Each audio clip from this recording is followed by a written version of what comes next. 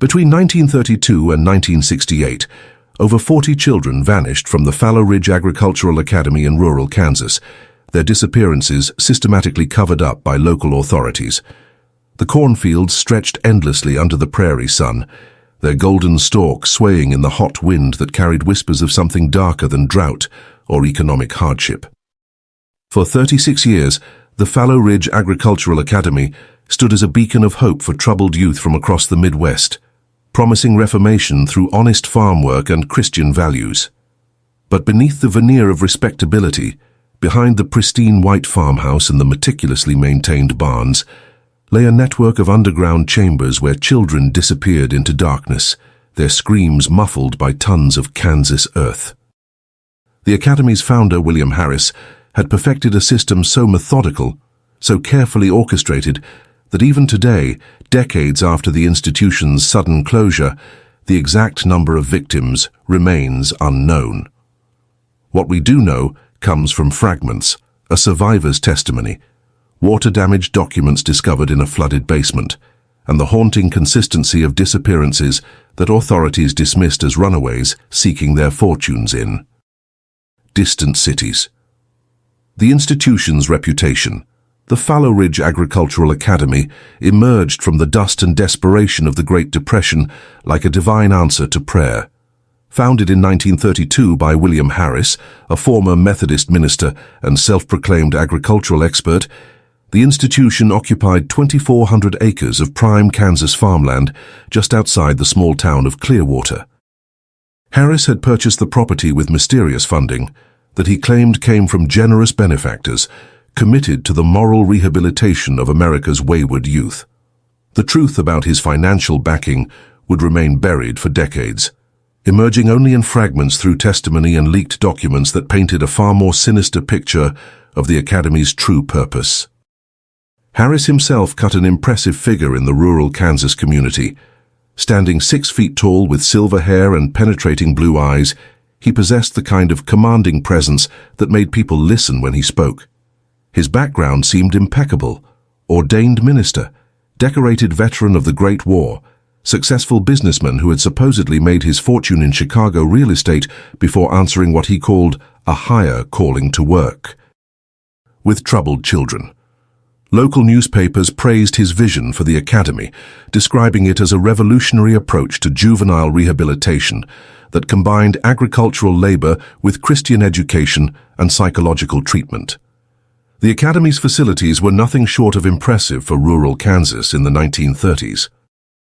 The main building, a 3-story white clapboard structure with wraparound porches and dormer windows, housed the administrative offices, classrooms, and Harris's private residence. Dormitories for the children were located in converted barns that had been modernized with running water, electricity, and steam heating, luxuries that many of the students' own homes lacked. The property included working farms with cattle, pigs, and chickens, as well as hundreds of acres of corn, wheat, and soybeans. A carpentry shop, blacksmith forge, and mechanical garage provided vocational training opportunities that Harris promoted as preparation for honest employment upon graduation. Parents from across the Midwest sent their troubled children to Fallowridge with hope and desperation in equal measure. The Academy accepted boys and girls between the ages of 12 and 18 who had been deemed incorrigible by their families or local authorities. Some came from broken homes in Depression-era cities, others from rural families who could no longer afford to feed them. Many had minor criminal records, theft, truancy, running away from home, while others suffered from what would today be recognized as mental health issues, but were then simply labeled as difficult or morally deficient. The cost of enrollment was substantial, $200 per year at a time when the average American worker earned less than $1,000 annually.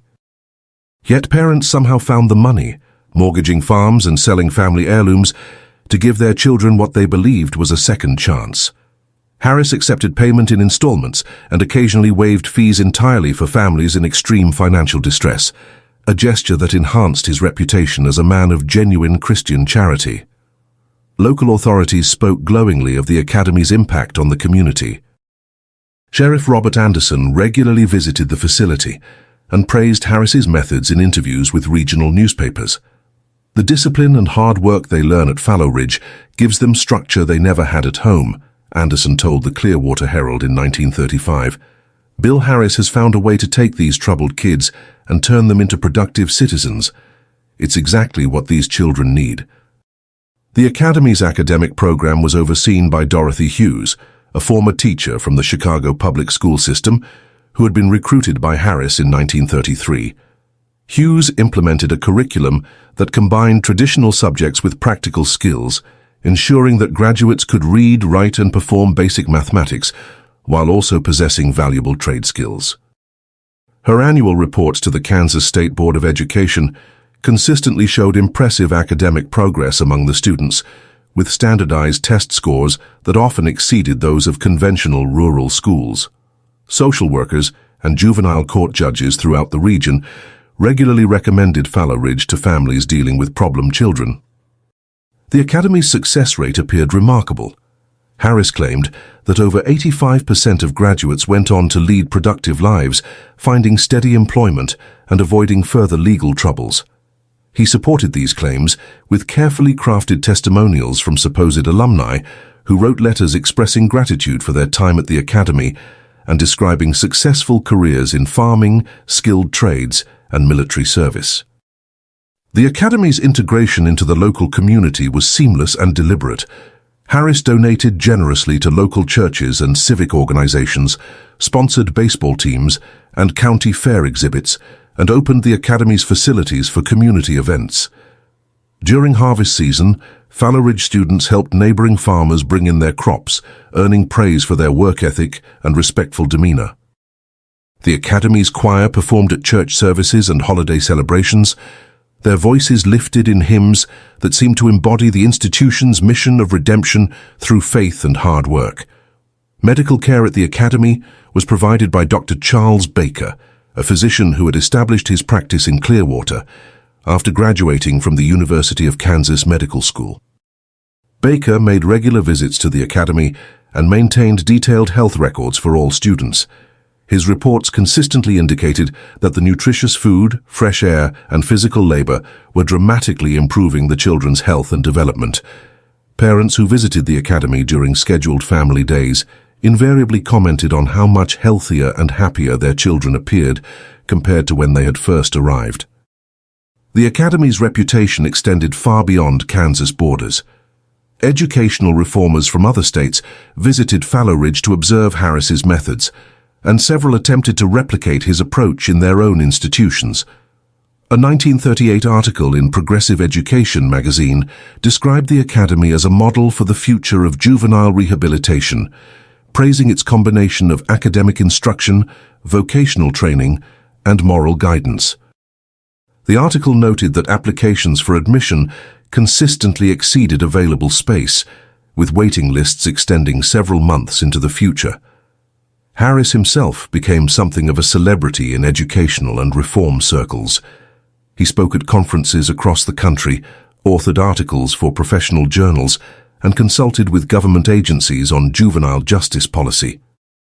His 1940 book, Reclaiming America's Lost Children, became required reading in social work programs and was translated into German and French. The book outlined his philosophy of rehabilitation through structured labor, emphasizing the importance of removing children from corrupt urban environments and immersing them in the wholesome atmosphere of rural agricultural life. The Academy's board of directors included some of the most prominent citizens of central Kansas. Judge Edward Collins of the 3rd Judicial District served as chairman, lending the institution the credibility of his legal expertise and community standing. Banker George Mitchell provided financial oversight, while businessman Joseph Carter managed the Academy's agricultural operations. These men vouched for Harris's character and methods, their reputations intertwined with the Academy's success in ways that would later prove problematic when questions began to arise. The Academy's financial records from this period revealed a disturbing pattern of expenditures that should have raised questions among oversight authorities. Large sums were regularly paid to construction companies for facility improvements that seemed to have no visible impact on the Academy's infrastructure. Payments to medical suppliers far exceeded what would be expected for routine healthcare of the student population. Most troubling were substantial cash withdrawals that Harris made on a monthly basis, always accompanied by vague explanations about operational expenses and emergency provisions. The staff at Fallowridge during these early years consisted of individuals who seemed carefully selected for their willingness to follow Harris's unconventional methods without question. Many had troubled backgrounds themselves, former military personnel who had been discharged under questionable circumstances, teachers who had lost positions at other institutions, and healthcare workers whose licenses had been suspended or revoked. Harris presented these hiring decisions as examples of his charitable nature, claiming that he believed in giving second chances to those who had made mistakes in their past. The academy's isolation was both geographical and social. Located 15 miles from the nearest town and accessible only by private roads, the facility operated with minimal outside oversight. State inspections were infrequent and always scheduled well in advance, giving Harris ample time to prepare for official visits. The inspectors who did visit the academy invariably reported positive findings, praising the cleanliness of the facilities, the apparent health and happiness of the students, and the innovative educational programs. Parents who attempted to make surprise visits to the academy were politely but firmly turned away. Harris explained that unscheduled visits disrupted the carefully structured environment that was essential to the rehabilitation process. He insisted that all visits be arranged in advance and supervised by staff members to ensure that parents' presence did not interfere with their children's progress. Most parents accepted these restrictions, believing that Harris's expertise justified his unconventional policies. The academic records maintained by Dorothy Hughes showed remarkable consistency in student progress, with virtually all students demonstrating steady improvement in their studies, regardless of their previous educational background or learning difficulties. The standardized test scores were particularly impressive, showing gains that exceeded national averages by substantial margins. These results were regularly cited by state education officials as evidence of the academy's effectiveness and were used to justify continued funding and regulatory exemptions. The medical records maintained by Dr. Baker painted an equally positive picture of student health and development. Students who arrived at the academy with various health problems invariably showed improvement within their first few months of enrollment. Chronic conditions seemed to resolve themselves, behavioral problems disappeared, and physical development accelerated beyond normal expectations. Parents were naturally pleased by these reports, viewing them as confirmation that their children were receiving excellent care. By 1945, the Fallowridge Agricultural Academy had become an integral part of the Kansas educational landscape. State officials routinely cited it as an example of innovative approaches to juvenile rehabilitation, and federal education grants helped fund expansion of the facility's programs. The academy's graduates were reportedly scattered across the country, living testament to the transformative power of Harris's methods. Yet even as the institution's reputation soared, the first faint whispers of concern were beginning to emerge from those who looked more closely at the academy's operations and began to notice patterns that troubled observers would later describe as too disturbing to ignore. The foundation of trust and respectability that Harris had so carefully constructed would prove to be the academy's greatest asset in the dark years that followed. Community leaders who had staked their reputations on the institution's success would prove reluctant to investigate allegations that threatened to expose the horrifying truth behind Fallowridge's pristine facade. The academy's success had become so intertwined with the community's identity and economic prosperity that questioning its methods seemed tantamount to betraying everything the town of Clearwater believed about itself and its values. Ignored signs. The first troubling signs emerged as early as 1934, less than 2 years after the academy's founding, but they were dismissed with explanations that seemed reasonable to a community invested in believing the best about William Harris and his institution. Mrs. Helen Brooks, a widow from Topeka, whose 14-year-old son James had been enrolled at Fallowridge for chronic truancy, wrote increasingly desperate letters to Sheriff Anderson after her son failed to appear for his scheduled Christmas visit home. Harris assured her that James had suffered a severe bout of pneumonia and was recovering in the academy's infirmary, too weak to travel, but improving steadily under Dr. Baker's care. When Mrs. Brooks finally received permission to visit her son in February 1935, she found him dramatically changed. James, once a robust boy despite his behavioral problems, had become gaunt and hollow-eyed, flinching whenever adults approached too quickly.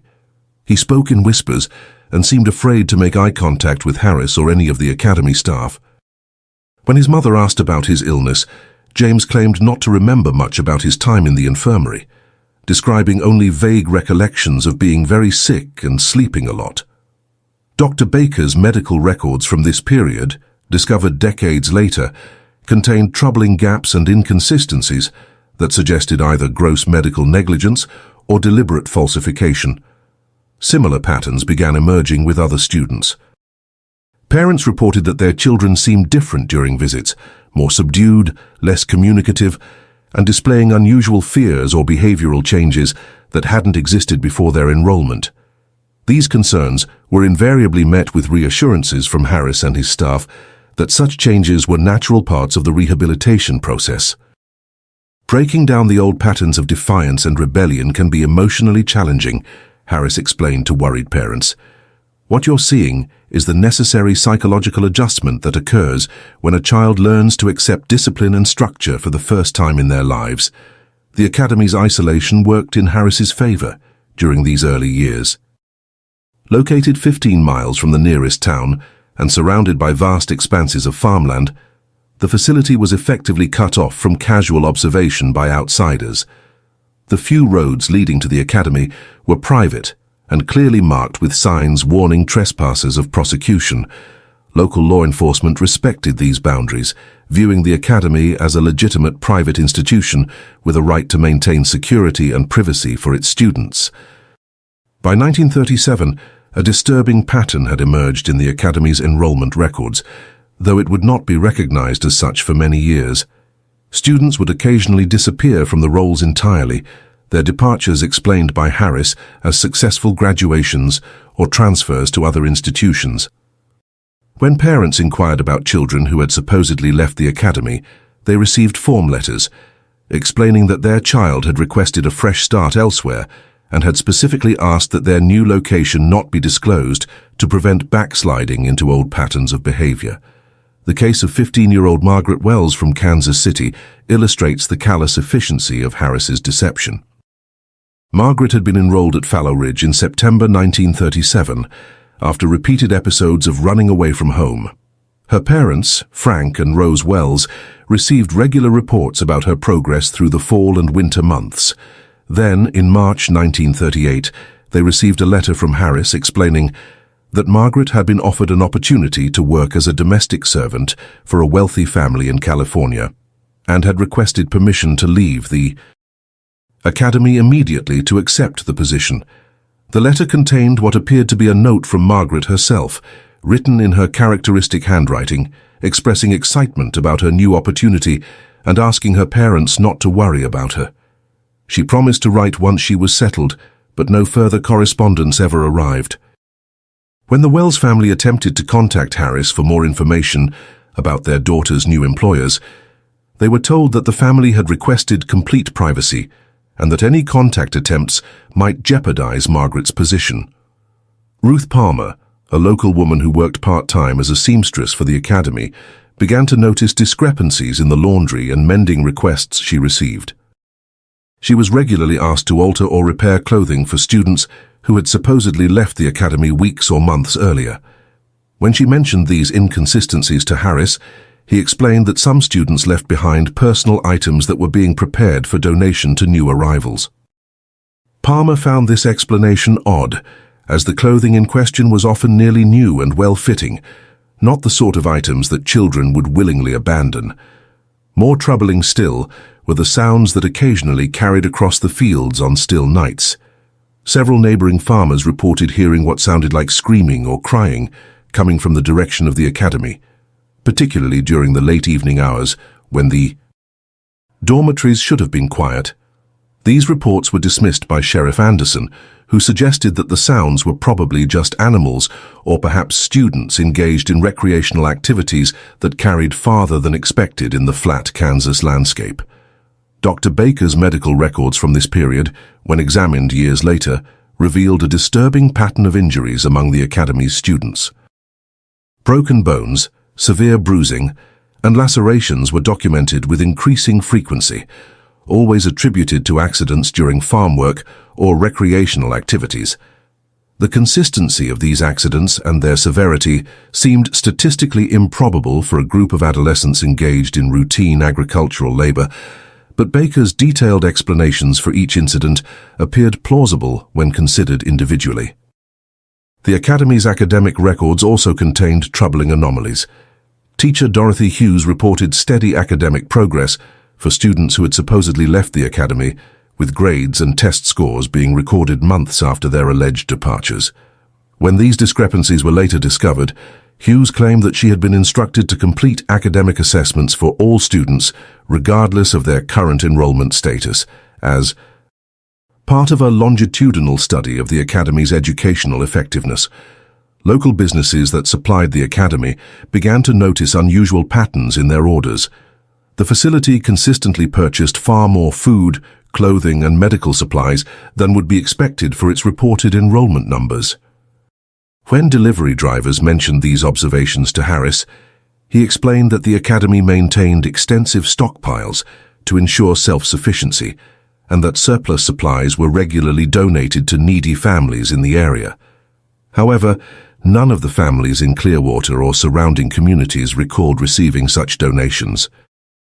The Academy's telephone records, subpoenaed decades later during legal proceedings, revealed frequent calls to medical facilities, funeral homes, and government agencies across multiple states. These calls were made using a private line that was separate from the Academy's main telephone system, and their purposes were never documented in any official records. When questioned about these calls, Harris's surviving associates claimed they had no knowledge of their content or purpose. Perhaps most troubling were the reports from students who did successfully leave the Academy through legitimate means. Several graduates who maintained contact with their families described witnessing disturbing events during their time at Fallowridge, students who vanished overnight, strange sounds from the basement areas of the main building, and staff members who seemed to derive unusual satisfaction from disciplining students. These accounts were often dismissed as exaggerations or attempts to justify their own past behavioral problems. The pattern of ignored signs reached its most tragic expression in the case of 16-year-old Elizabeth Dixon from Wichita. Elizabeth's parents received the standard letter explaining that their daughter had graduated successfully and found employment in another state. However, Elizabeth's younger sister, who had maintained a close relationship with her throughout her enrollment, continued to receive letters supposedly written by Elizabeth for several months after her reported departure.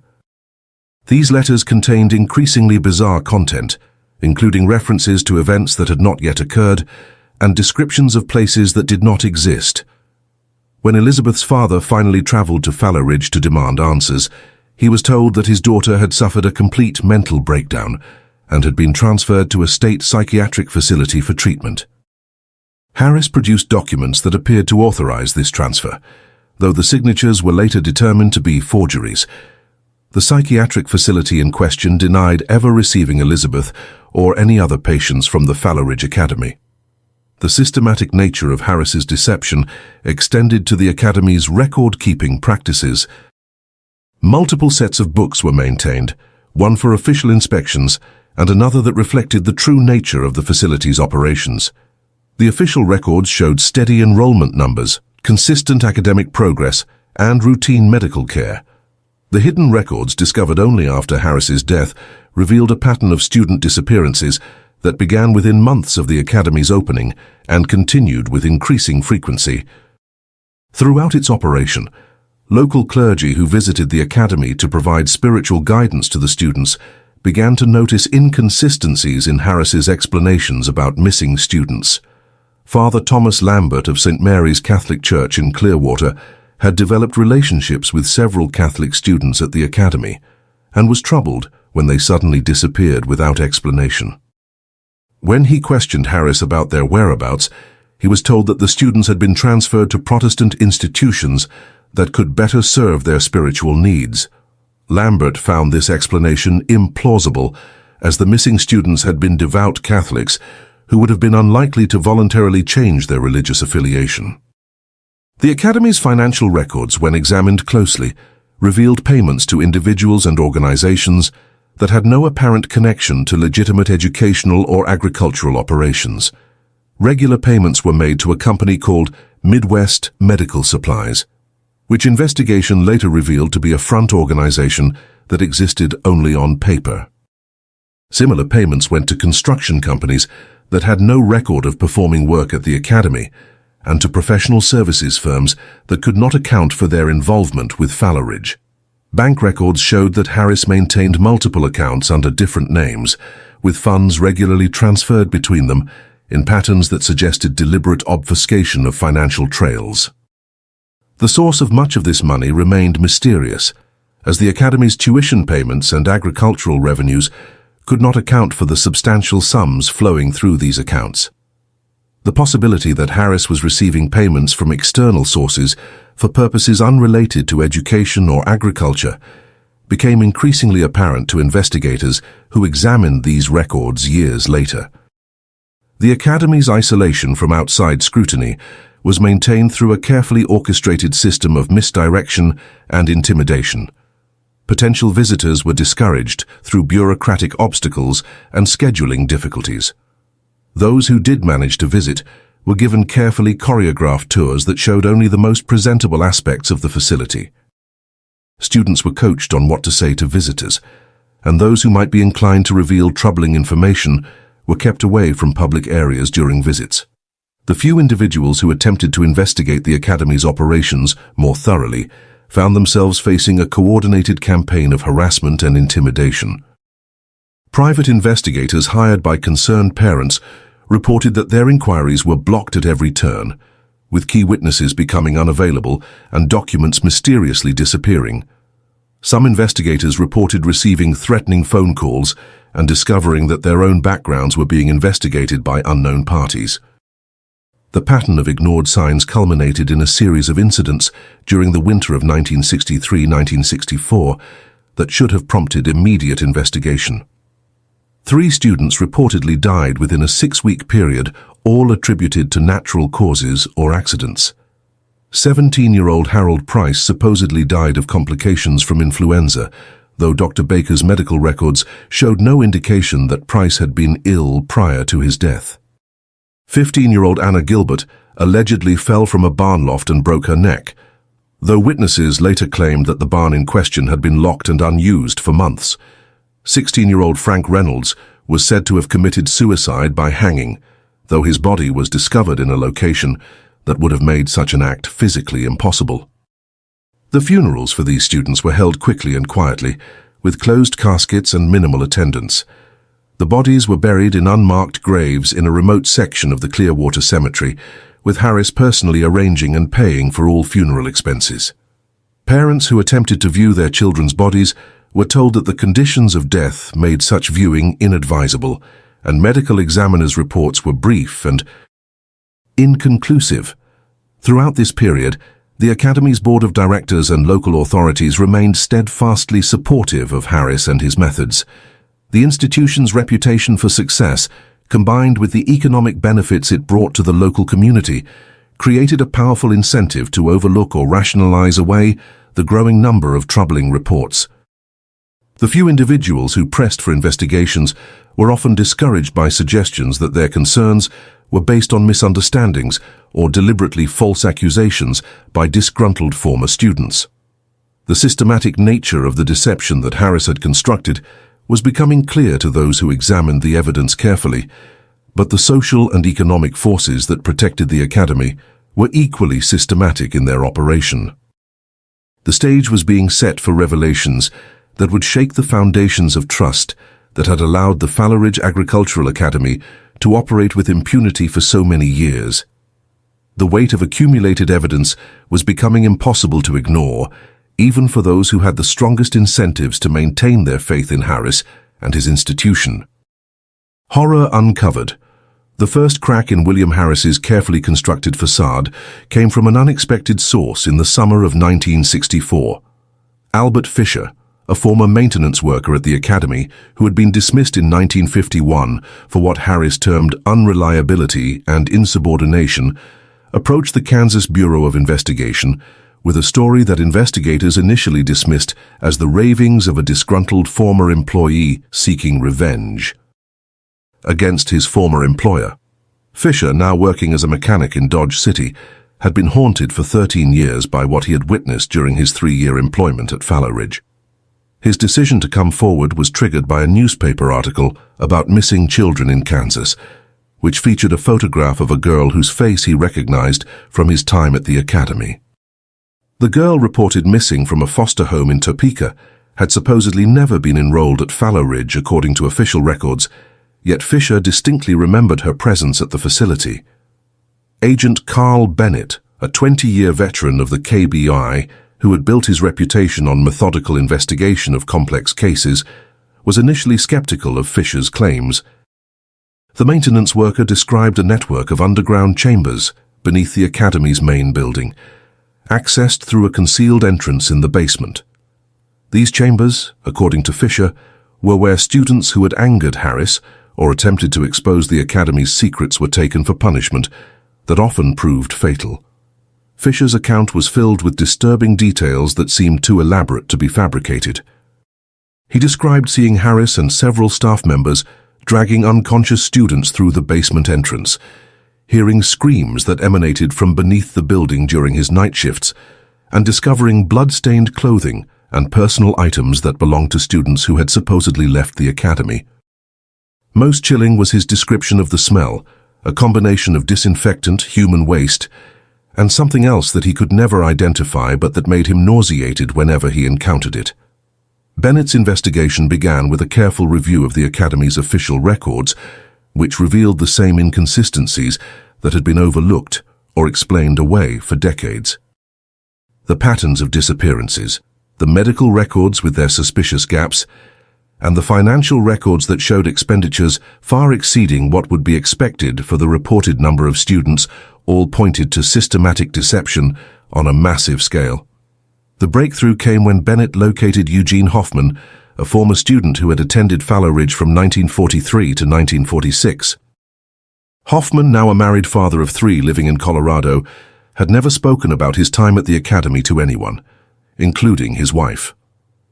Bennett's patient questioning gradually broke through 30 years of traumatic silence, revealing a pattern of abuse that extended far beyond the physical punishments that were officially acknowledged as part of the academy's disciplinary system. Hoffman described a reign of terror that began almost immediately upon his arrival at the academy. Students who questioned authority, attempted to contact their families outside of approved channels, or displayed what Harris considered unacceptable behavior, were subjected to increasingly severe punishments. The worst offenders were taken to what students called the hole, the underground chambers that Fisher had described, where they would disappear for days or weeks at a time. Some students returned from these underground punishments as broken shells of their former selves, displaying the same hollow-eyed terror that parents had noticed during visiting days. Others never returned at all, their disappearances explained by the same fabricated stories of graduations, transfers, or employment opportunities that had satisfied parents and authorities for decades. Hoffman's testimony was corroborated by other former students, whom Bennett painstakingly located across the country. Many had changed their names and moved far from Kansas, desperate to escape any connection to their time at Fallowridge. The consistent details in their accounts, the underground chambers, the torture devices, the ritual aspects of the punishments, painted a picture of systematic sadism that had operated under the guise of rehabilitation for over 30 years. The investigation took a dramatic turn when Bennett obtained a court order to examine the academy's financial records. The documents revealed a complex web of payments to medical facilities, funeral homes, and crematoriums across multiple states. Cross-referencing these payments with the dates of student disappearances revealed a pattern so systematic that it could only have been deliberately planned and executed. Dr. Charles Baker, the Academy's longtime physician, had died in 1959, but his medical records were subpoenaed from his estate. The files contained detailed documentation of procedures that bore no resemblance to legitimate medical treatment. Students had been subjected to experimental surgeries, drug trials, and other procedures that violated every principle of medical ethics. The records suggested that Baker had been using the Academy's isolated population as subjects for research that would have been illegal in any legitimate medical setting. The most damning evidence came from Harris's private files, discovered in a hidden safe behind a false wall in his office. These documents contained detailed photographs, written accounts, and even audio recordings of the tortures that had been inflicted on students over the years. The materials revealed that Harris had been methodically documenting his crimes, apparently for his own gratification, and possibly for sale to others with similar interests. The photographs were particularly disturbing, showing children in various states of distress and injury that clearly contradicted the official explanations for their conditions. Many of the children in the photographs had been reported as having left the Academy successfully, yet the images showed them in situations that made clear they had never left the facility alive. Audio recordings recovered from Harris's files provided the most chilling evidence of all. Students could be heard pleading for mercy, begging to be allowed to contact their parents, and eventually breaking down into incoherent screaming as their tortures progressed. Harris's voice was clearly audible on many of the recordings, calmly describing the procedures being performed and discussing the students' reactions with the clinical detachment of a scientist observing laboratory specimens. The investigation revealed that Harris had not acted alone. Several staff members, including dormitory supervisors and maintenance workers, had been active participants in the abuse. Some had recruited students for punishment, others had physically participated in the tortures, and still others had helped dispose of evidence and maintain the elaborate deceptions that had protected the Academy for so long. Dorothy Hughes, the Academy's longtime teacher, emerged as one of the most culpable figures in the conspiracy. Her academic records had been deliberately falsified to maintain the illusion that missing students were still enrolled and progressing normally. More disturbing still, her own files contained detailed psychological profiles of students that had been used to identify the most vulnerable targets for Harris's abuse. The underground chambers that Fisher had described were finally located using ground-penetrating radar equipment. The excavation revealed a network of rooms that had been constructed with meticulous attention to soundproofing and climate control. The chambers contained restraint devices, surgical equipment, and torture implements that suggested years of systematic abuse.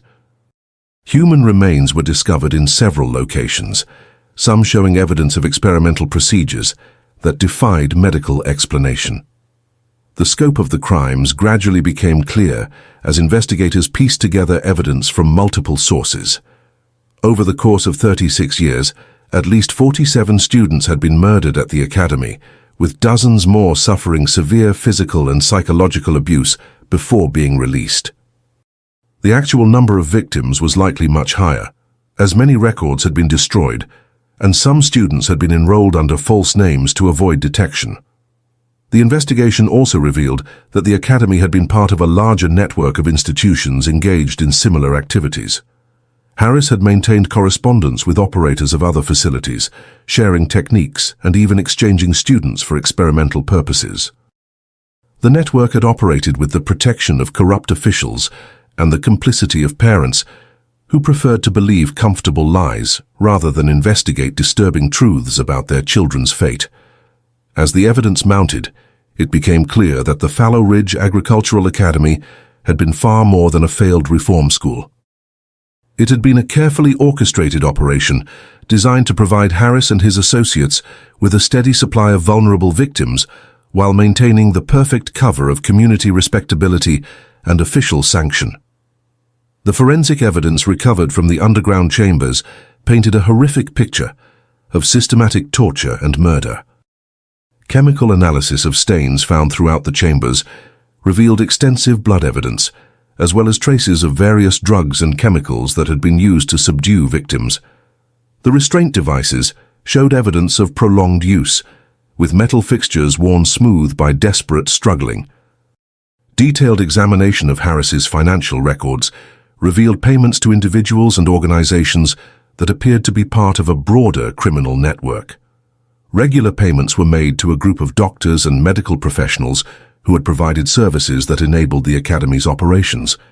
Other payments went to officials who had ensured that investigations were blocked or evidence was destroyed. The investigation uncovered evidence that some students had been sold to other criminal organizations for purposes that investigators could only speculate about. Financial records showed payments received from sources that could not be identified, corresponding to the dates when certain students had disappeared from the Academy. The amounts involved suggested that Harris had been operating a sophisticated trafficking operation under the cover of his educational mission. Photography equipment and darkroom facilities discovered in the underground chambers suggested that Harris had been producing and distributing pornographic materials featuring his victims. The scope and organization of this operation indicated that it had been a significant source of revenue for the Academy and had connected Harris to a network of similar criminals across the country. The systematic destruction of evidence that had occurred over the years became apparent as investigators attempted to piece together the full scope of the crimes. Entire filing systems had been destroyed, bodies had been cremated immediately after death to prevent autopsies, and potential witnesses had been intimidated into silence or had mysteriously disappeared themselves. Interviews with surviving staff members revealed the extent to which fear and complicity had enabled Harris's crimes. Many staff members had been aware of the abuse, but had been too terrified to report it, knowing that Harris had the protection of powerful allies and the ability to destroy anyone who opposed him. Others had been active participants, either through direct involvement in the abuse or through their willingness to maintain the deceptions that protected the Academy. The investigation revealed that Harris had maintained detailed psychological profiles of every student, identifying those who were most vulnerable to abuse and least likely to be believed if they attempted to report what was happening to them. Students from broken homes, those with mental health issues, and children whose parents were distant or disinterested were specifically targeted for the worst treatment. The role of Dr. Baker in the conspiracy became increasingly clear as investigators examined his medical records and personal correspondence. Baker had not only provided medical cover for the abuse, but had actively participated in experimental procedures that had resulted in the deaths of numerous students.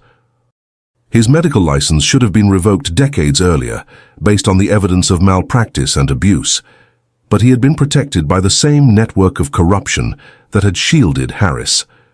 The investigation into the Academy's operations revealed connections to organized crime figures and corrupt politicians who had received payments in exchange for protection and support. The Academy had operated as part of a broader criminal enterprise that included trafficking, blackmail, and systematic exploitation of vulnerable children. As the full scope of the crimes became apparent, investigators realized that the Fallowridge Agricultural Academy represented one of the most systematic and prolonged cases of institutional abuse in American history. The number of victims, the duration of the crimes, and the level of official complicity that had enabled them to for decades made the case unprecedented in its scope and horror. Legacy and silence. The arrest of William Harris on October 15, 1968, should have marked the beginning of justice for the victims of the Fallowridge Agricultural Academy. Instead, it initiated a systematic cover-up that would prove nearly as disturbing as the original crimes. Harris, now 73 years old, was taken into custody at his home in Clearwater, showing no emotion as investigators read the charges against him. 47 counts of murder, dozens of counts of assault and battery, and conspiracy to commit kidnapping and fraud. The local reaction was swift and predictable. Community leaders who had staked their reputations on the Academy's success immediately began distancing themselves from Harris while questioning the validity of the investigation. Sheriff Robert Anderson, who had praised Harris's methods for decades, publicly suggested that the charges were based on unreliable testimony from troubled individuals seeking attention or financial compensation. Judge Edward Collins, the Academy's longtime board chairman, used his influence to ensure that Harris was released on bail despite the severity of the charges. The Kansas Attorney General's office, facing pressure from powerful interests throughout the state, assigned the case to a junior prosecutor with minimal experience in complex criminal matters. Thomas Lambert, fresh from law school and eager to make his mark, soon found himself overwhelmed by the scope of the evidence and the political obstacles that seemed to emerge at every turn. Key witnesses began recanting their testimony, claiming they had been coerced or had misunderstood the investigators' questions.